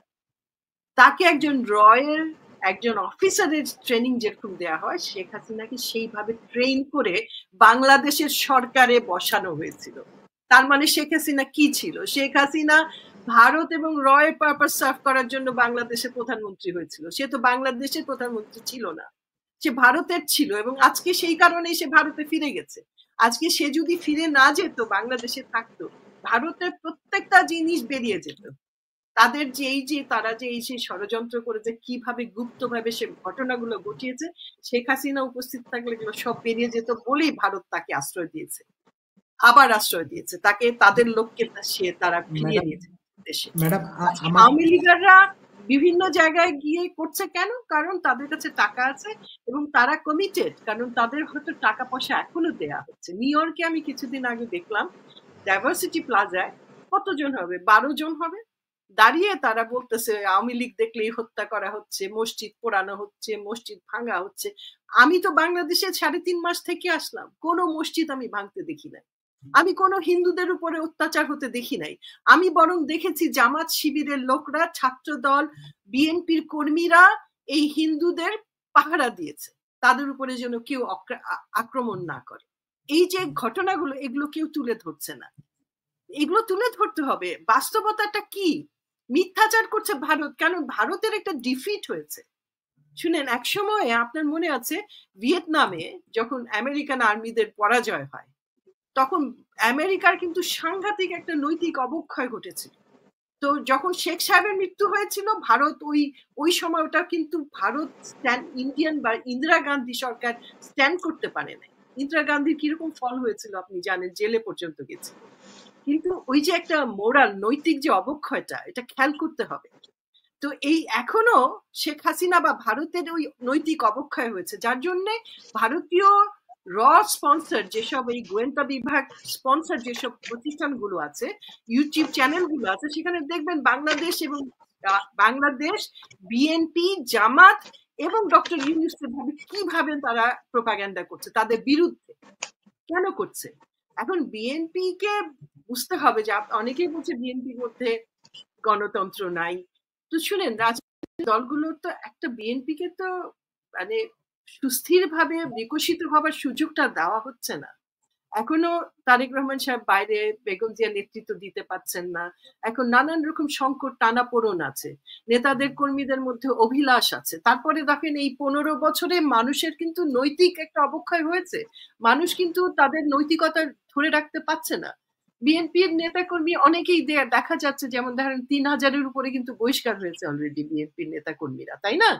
কিন্তু কেন করছে? তারা কিন্তু ওই টাকা পয়সার জন্য অনেক জায়গায় গিয়ে কম্প্রোমাইজ করতেছে তারা, কারণ তারা এতদিন কষ্ট করেছে, এত নিগৃহীত হয়েছে।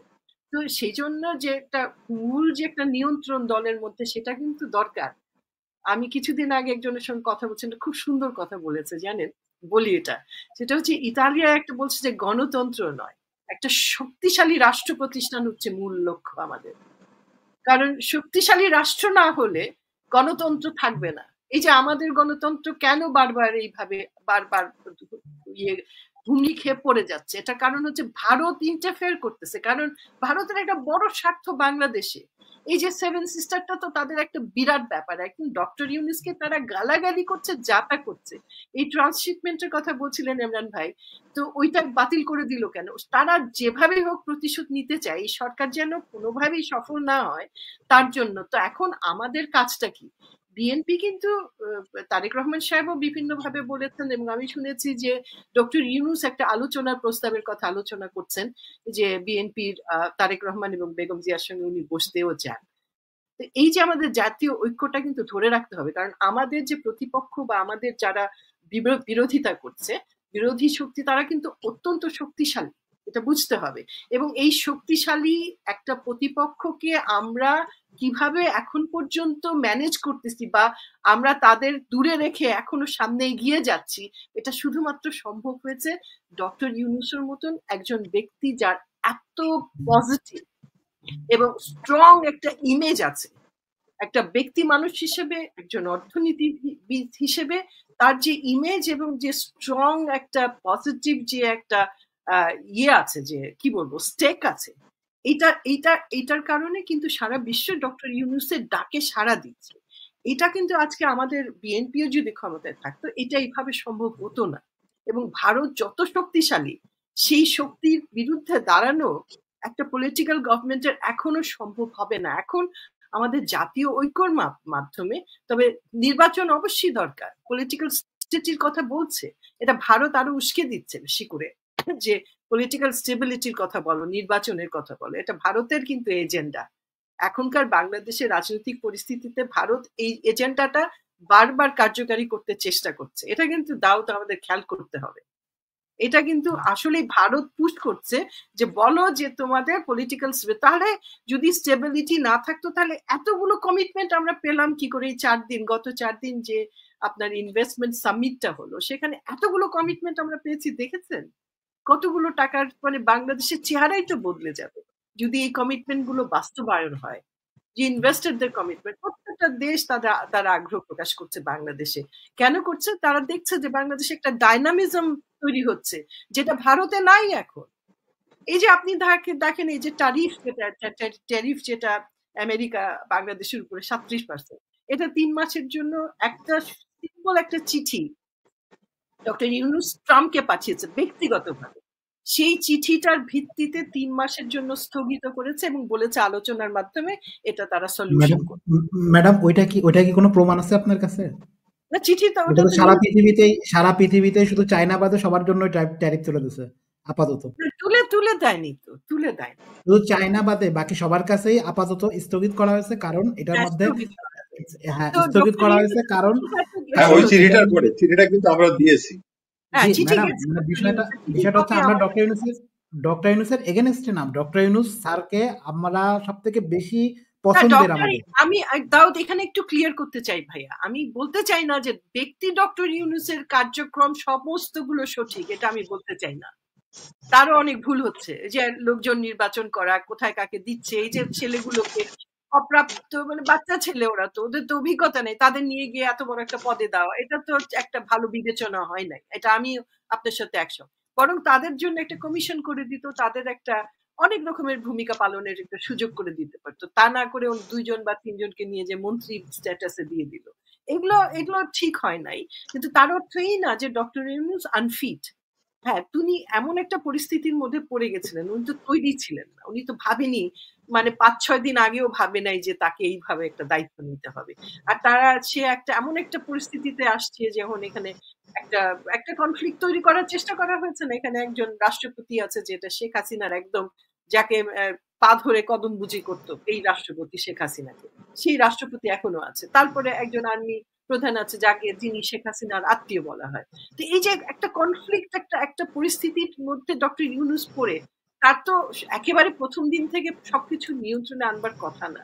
সে অনেক সময় সবাই যেটা বলেছে সেটার সঙ্গে থাকতে চেষ্টা করেছে, কিন্তু তার যে ইমেজটা আছে, তাকে মানুষ কিভাবে দেখে? দেখেন, সে নোবেল প্রাইজ পেয়েছে, তার মতন একজন জীবিত এত বড় একজন স্বীকৃত মানুষ সারা বিশ্বে, সবাই তাকে তিনি আমেরিকার যে প্রেসিডেন্সিয়াল যেটা অ্যাওয়ার্ডটা পেয়েছেন, গোল্ড মেডেলটা পেয়েছেন, তারপরে উনি কংগ্রেস অ্যাওয়ার্ড পেয়েছেন, গোল্ড মেডেল পেয়েছেন, তারপরে উনি এতগুলো দেখেন চায়নার একটা প্রভিন্সের ওনাকে অনারারি গভর্নর পর্যন্ত বানানো হয়েছিল।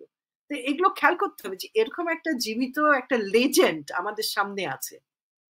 ইনি মানুষ হিসেবে অনেক মানুষের শর্টকামিং থাকবে, কারণ উনি মানুষ, কিন্তু ওনার যে লেজেন্ড, যে এটা কিন্তু অসাধারণ একটা এক্সেপশনাল লেজেন্ডারি মানুষ। তিনি এতগুলো স্বীকৃতি উনি পেয়েছেন, তারপরে ওনাকে জাতিসংঘ থেকেও তো ওনাকে এক ধরনের অনার করা হয়েছিল, একটা কমিটি দিয়ে দেওয়া হয়েছিল ওনাকে। তো সেই জন্য ডক্টর ইউনূসের ইমেজটাকে আমাদেরও দেশের স্বার্থে ব্যবহার করা দরকার, এবং উনি চান সেটা।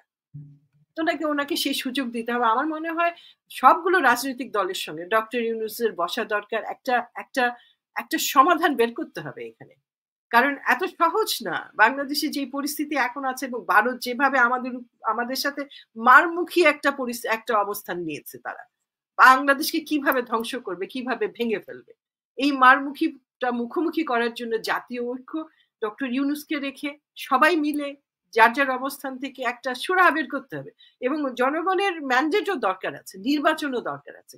সেটা কিভাবে করা যায় এটা নিয়ে আমাদের বসা দরকার। যে একটা কমিশন করেছে জাতীয় কি সংস্কার, জাতীয় ঐক্যমত, এটা সংস্কার না, শুধু রাজনৈতিক জাতীয় ঐক্যমতের জন্য একটা কমিশন করা দরকার বলে আমি মনে করছি।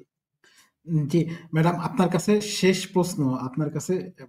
প্রশ্ন হচ্ছে যে দেখেন, আমরা ডক্টর ইউনূসের যে পাওয়ারটা আছে, এই পাওয়ারটা একটা দল বা একটা ইসের না, এটা আমাদের জাতীয় সম্পদ, ন্যাশনাল অ্যাসেট বলতে পারেন। এটা আমাদের জাতীয় সম্পদ। এটা যেই দলই ক্ষমতায় আসুক সেটা অ্যাসেট, সেটা অ্যাসেট হিসাবে ব্যবহার করতে পারবে। আমি আপনার কাছে পরে আসবো প্রশ্নটা নিয়ে, সেটা ব্যবহার করতে পারবো, কিন্তু ব্যবহার করার মাধ্যমটা আমাদের জানতে হবে। আমি এই বিষয়ে প্রশ্ন করবো, আমি ইমরান ভাইয়ের কাছ থেকে শুনে আসি। ইমরান ভাই, আপনি কি শুনতে পাচ্ছেন? জি ইমরান ভাই, আপনি কি শুনতে পাচ্ছেন?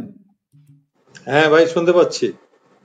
ইমরান ভাই, আপনার কাছে খুব সহজ প্রশ্ন, আমরা একটু সহজ প্রশ্ন করি। আপনার রায় তো অনেক হয়ে গেছে, তো আপনি শুনতে পাচ্ছেন? জি জি জি, রীতা আপু হচ্ছে অনেক দাউদ ভাই, আমি আপনাকে শুনি। জি হ্যাঁ, আমি শুনি, বাট একটু কাটা কাটা আসতেছে। জি বলেন। জি, মনে করেন যে রীতা আপু আমেরিকা আছে, তো বলেন দাউদ ভাই। জি, আপনার রাত হয়ে গেছে। আপনার শেষ প্রশ্ন, বাংলাদেশ জি সেনাবাহিনীতে আগের থেকে একটু উন্নতি করছে, 43 থেকে মনে হয় 43 থেকে এখন 33-এ নাকি এরকম টাইপের একটা উন্নত, আমি সঠিক নাম্বারটা জানি না, একটু উন্নত করছে। কিন্তু যেই জায়গাটা নিয়ে আসলে মেন কাজ করার কথা ছিল, যেমন মনে করেন যাদের পারমাণবিক বোমা আছে তাদের প্রতি কোন রাষ্ট্র চোখ তুলে তোলার সাহস পাচ্ছে না। প্রশ্নটা শুনতে পাইনি ভাই। জি, প্রশ্ন শুনতে পাচ্ছেন? আচ্ছা, উনি শুনতে পাচ্ছে না।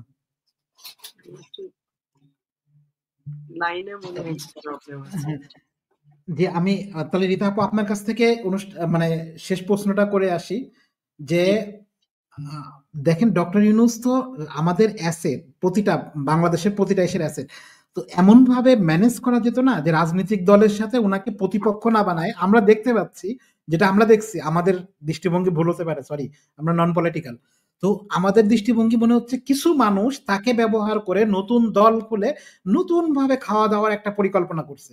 এইটার বিপক্ষে আমরা দাঁড়াইছি, এটার বিপক্ষে, এটা আমরা চাই না। ডক্টর ইউনূসের ইমেজটা আপনি মনে করেন, একটা দল, আমি নাম বললাম না, একটা দলের বাচ্চা ছেলে, সে 200-250 গাড়ি নিয়ে ঘুরে বেড়াবে, এবং কিছু বলবে কি জানেন, যে এটা তো রাজনৈতিক সংস্কৃতি, এটা আমরা শুধু চেঞ্জ করলে এটা চেঞ্জ হবে না। তাহলে কিসের নতুন, নতুন কাল, নতুন রাজনীতি, নতুন কিছু শিখাচ্ছেন? কি হচ্ছে? এই যে একটা পক্ষ, যে পক্ষটা খাওয়ার ট্রাই করছে, এই পক্ষটাকে থামানো, ম্যানেজ করা, এটা তো কিভাবে করা যাবে? এটা নিয়ে আপনাদের দলীয় কোনো বক্তব্য আছে কিনা? আপনারা সেইভাবে আগাচ্ছেন কিনা? জি, দলীয় পদক্ষেপ তো পরিষ্কারভাবে বলছেন, তারা সংস্কার নিয়ে যেটা বলতে চাচ্ছে, আমাদের দলের পক্ষ থেকে 31 দফা যেটা আছে ওইটার ভিত্তিতে তারা এগুতে চায়, এবং এখানে যে সংস্কারের প্রস্তাবগুলো আসছে বেশিরভাগ সঙ্গে আমরা তো অনেকগুলো রিপোর্টে দেখলাম, প্রায় 80% বা অনেক সময় 95% প্রস্তাবের সঙ্গে বিএনপি একমত। তো সেখানে নেই, আসলে হচ্ছে যে কোথাও একটা গ্যাপ হচ্ছে, কমিউনিকেশন গ্যাপ হচ্ছে, বা কোথাও আমাদের লিয়াজোটা ঠিক হচ্ছে না, যে কারণে বিএনপিকে অনেকটা প্রতিপক্ষ বানানো হচ্ছে। এবং ডক্টর ইউনূস এই যে এই সরকার, যে সরকারটা আমাদের সবারই একটা, এই সরকারটা আমাদের কামনার সরকার ছিল, এটা আমাদের অ্যাসপিরেশন ছিল, আমরা এরকম একটা সরকার চেয়েছিলাম। সেখানে তো নানান রকমের আমাদের ইয়ে হয়েছে, ডিসঅ্যাপয়েন্টমেন্ট দুই একটা তো হতেই পারে, কারণ যে পরিস্থিতি থেকে এই পরিবর্তনটা আসছে সেটা হওয়াটাও স্বাভাবিক, আমাদের এটাও প্রত্যাশা করার কথা ছিল। কিন্তু সেই ক্ষেত্রে আমি বলছি যে যে এই লিয়াজের যে একটা অভাব হচ্ছে রাজনীতি, বিশেষ করে বিএনপি কে টার্গেট করা, আর যে নতুন দলটা হয়েছে এটা নিয়ে আমি এটাকে ওইভাবে দেখতে চাই না। এটা বিএনপির সমান হতে এটার আরো অনেক পথ চলতে হবে, তাই না? এরা তো সব ছেলেরা বাচ্চারা মিলেই তারা করেছে। এটা যদি তারা কিছু সিনিয়র লোককে রাখতো তাহলে এটার একটা প্ল্যাটফর্মটাকে অন্যভাবে দেখা হতো। কারণ এখানে একটা বিএনপি তো একদিনে হয় নাই, তাই না? বিএনপি একটা প্রক্রিয়ার মধ্যে আসছে, বিএনপি তৈরি হয়েছে একটা প্রক্রিয়ার মধ্যে, গণতান্ত্রিক মানে গণতন্ত্রে এটাকে বলা হয়তো process of transition two democracy, সেই গণতন্ত্রের প্রক্রিয়ার মধ্যে দিয়ে বিএনপি সৃষ্টি হয়েছিল, সেটা 1977 সালে 78 সালে। তারপরে বিএনপি প্রথমে ফ্রন্ট করেছে, তারপরে বিএনপি হয়েছে। বিএনপি কখনোই কিংস পার্টি বলে না, বিএনপিকে বলা যাবে না, এই কারণে যে জিয়াউর রহমান সাহেব যখন বিএনপির প্রেসিডেন্ট চেয়ারপারসন, তখন উনি ওনার পোশাক ছেড়ে করেছিলেন, উনি একটা রেফারেন্ডাম করেছিলেন যেটা কিন্তু জনপ্রিয় ছিল না, কারণ রেফারেন্ডামটা উনি আউট অফ দ্য বুক করেছিলেন, এই কারণে যে রেফারেন্ডাম একটা লোক, যেমন আজকে যে আর্মি প্রধান আছে উনি রেফারেন্ডাম করতে পারেন না, কারণ উনি হচ্ছে ট্যাক্স পেয়ারদের বেতনের পয়সায় উনি একটা চাকরি করে। তো জিয়াউর রহমান সাহেবেরও ওরকম একটা পরিস্থিতি ছিল। পরবর্তীতে উনি যখন চেয়ারম্যান হলেন ফ্রন্টের, তখন উনি ওনার পোশাক ছেড়ে উনি একজন সিভিলিয়ান হিসেবে একটা দলের, রাজনৈতিক দলের চেয়ারম্যান হয়েছিলেন। সেটা অন্যরকম একটা প্রক্রিয়া ছিল, পরিস্থিতি অন্যরকম ছিল। এখানে প্রক্রিয়াটা অন্যরকম। এখানে ছেলেরা যেভাবে দল করেছে, কিছু সুবিধা অসুবিধা, এগুলো গাড়ি টাড়ি, বড় টাকা পয়সা, এগুলো থাকে, এগুলো আমি খুব একটা গুরুত্বপূর্ণ মনে করছি না। যে আমাদের যে বড় যে সংকটটা আছে, বড় সংকটটাকে আমাদের সামনে রেখে সিদ্ধান্তগুলো নেওয়া দরকার। এবং আমার মনে হয় যে বিএনপি একটা বড় দল, BNP is a big stakeholder, এটা ভুলে গেলে চলবে না। কারণ বিএনপি এই দেশের এখন সর্ববৃহৎ একটা রাজনৈতিক দল, এবং রাজনৈতিক দলদেরই কিন্তু দায়িত্ব এই যে পলিটিক্যাল স্টেবিলিটি নিয়ে যে কথাগুলো হচ্ছে, এই স্টেবিলিটিটাকে শৃঙ্খলিত করা। জি ম্যাডাম, আপনার কাছে আরেকবার আসবো, আমরা ইমরান ভাইয়ের কাছ থেকে শুনে আসি, ওনার নেটে ডিস্টার্ব দিচ্ছে তো, আরেকবার আসবো আপনার কাছে।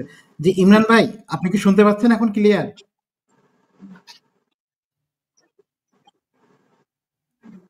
জি ইমরান ভাই, আপনি কি শুনতে পাচ্ছেন ক্লিয়ার?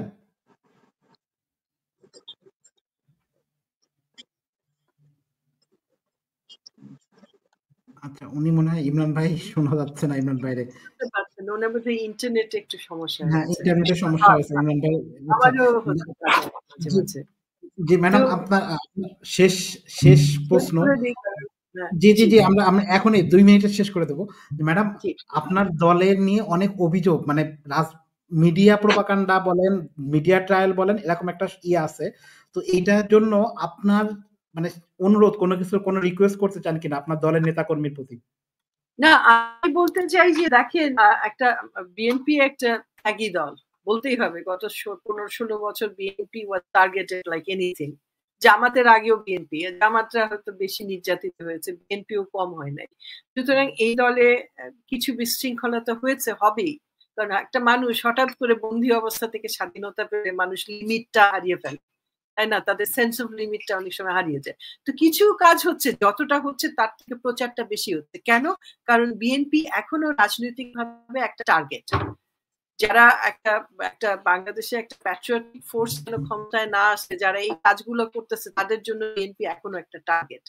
বিএনপি নির্বাচন চায়, যে কোনো রাজনৈতিক দল নির্বাচন চাইবে, কিন্তু আমরা একটা লিয়াজ, একটা আন্ডারস্ট্যান্ডিং এর মাধ্যমে, জাতীয় ঐক্যের মাধ্যমে এই সমস্যাগুলো সমাধান করতে পারি। এটাই মূল সমস্যা আমাদের। আর বাকি যে ছোটখাটো এই কে কি বললো, একটা নেতা ভুল করে কথা বললো, একজন একটা উদ্ধৃতপূর্ণ আলাপ করলো, যেটা ঠিক বা ঠিক না, এটা নিয়ে অনেক আলোচনা সমালোচনা হতে পারে। কিন্তু মুখ্য ব্যাপারটা হচ্ছে যে এই দেশটাকে বাঁচাতে হবে, এবং এই যে অর্জিত স্বাধীনতা, এটাকে আমাদের ধরে রাখতে হবে।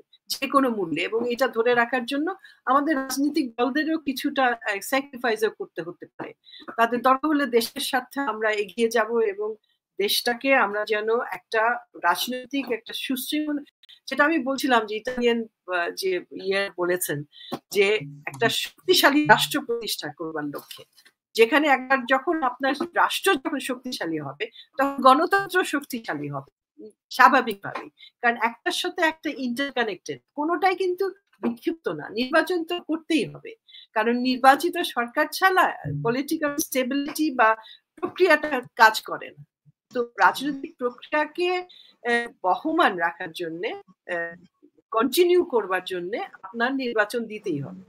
আর সংস্কারের সঙ্গে নির্বাচনের কোনো নাই, সংস্কারের প্রস্তাবগুলো আসবে এবং এটা বাস্তবায়ন করতে হলে পিপল ম্যান্ডেট লাগবেই, এবং নির্বাচিত সরকারের দ্বারাই করতে হবে, অথবা এটার জন্য আর একটা অপশন যেটা থাকে বিভিন্ন কনস্টিটিউশনে, সেটা হচ্ছে যে রেফারেন্ডাম দেওয়া।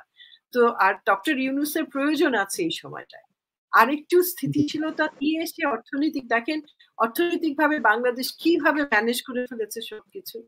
আমাদের রিজার্ভ বেড়ে গেছে, আমাদের ইনভেস্টমেন্ট ক্রেডিবিলিটি অনেক বেড়ে গেছে, আমাদের টেরিটরি নিয়ে আমরা খুব সজাগ, এখন আমাদের টেরিটোরিয়াল ঝামেলাগুলো করতে পারছে না, যেটা আগে এতদিন ধরে করে আসছিল।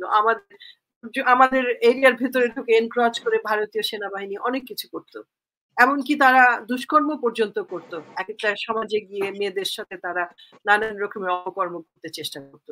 সেগুলো কিন্তু এখন বন্ধ হয়ে গেছে। এগুলো কিন্তু আমাদের সুফলগুলো, এগুলোকে আমাদের মনে রাখতে হবে যখন সমালোচনা করি। আর বিএনপি বাদ দিয়ে কিন্তু কোনো কিছু হবে না, কারণ বিএনপি একটা শক্তিশালী একটা স্টেক হোল্ডার, রাজনৈতিক এবং রাজনৈতিক দল, তাদের অনেক দায়িত্ব আছে। জি জি ম্যাডাম, আপনাকে অনেক ধন্যবাদ। আমরা মেজর ইমরান ভাই, আপনি কি শুনতে পাচ্ছেন?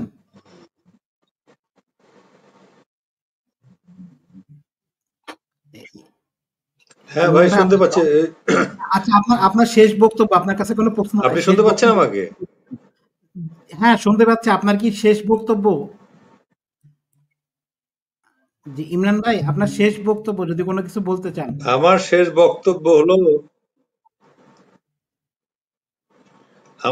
বক্তব্য হলো এটাই, বিএনপির যে সমস্ত নেতা, হ্যাঁ আমি এখনই বলতেছি, আমাদের বিএনপির যারা নেতা আছে, কিছু অবান্তর কথা বলে এবং যেটাকে মনে হয় ভারতের গোলামি বা দাসত্ব মেনে নিয়েছে, হাসিনার মতো সুরে কথা বলে, এই নেতাদেরকে এর থেকে বের হয়ে আসতে হবে। তাদের জাতীয়তাবাদে বিশ্বাসী থাকতে হবে, জনগণের উপর আস্থা রাখতে হবে, এবং ডক্টর ইউনূসকে আরেকটু সময় দিতে হবে। ক্ষমতায় যাওয়ার জন্য এখনই পাগল হলে হবে না। আর বিএনপির উচিত চাঁদাবাজি বন্ধ করা। চাঁদাবাজি বন্ধ করতে না পেরে এখন তারা যদি মনে করে আগে ইলেকশন দিলে জিতে যাব, এটা ঠিক না। চাঁদাবাজিটা বন্ধ করা যাবে, আর কঠোর হতে হবে।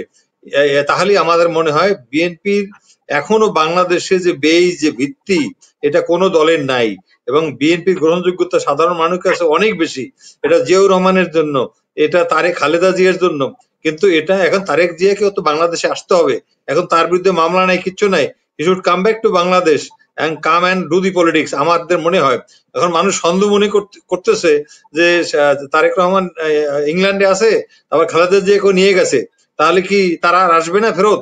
এরকম প্রোপাগান্ডা অপপ্রচার হচ্ছে। সুতরাং আমরা চাচ্ছি ইমিডিয়েটলি সে যেন আসে এবং তার দলকে দিক নির্দেশনা দেয়। মির্জা ফখরুল, মির্জা আব্বাস, তারপর সালাউদ্দিন আহমেদ, রুমিন ফারহানা, এদেরকে যেন নিয়ন্ত্রণ করে, রিজভী আহমেদ এদেরকে যেন নিয়ন্ত্রণ করে, এমন কথা না বলে যে। জি ইমরান ভাই, আপনার নেট আবার চলে গেছে। আমরা অনুষ্ঠান শেষ করছি। শুভরাত্রি, আল্লাহ হাফেজ। আসসালামু আলাইকুম। আসসালামু আলাইকুম।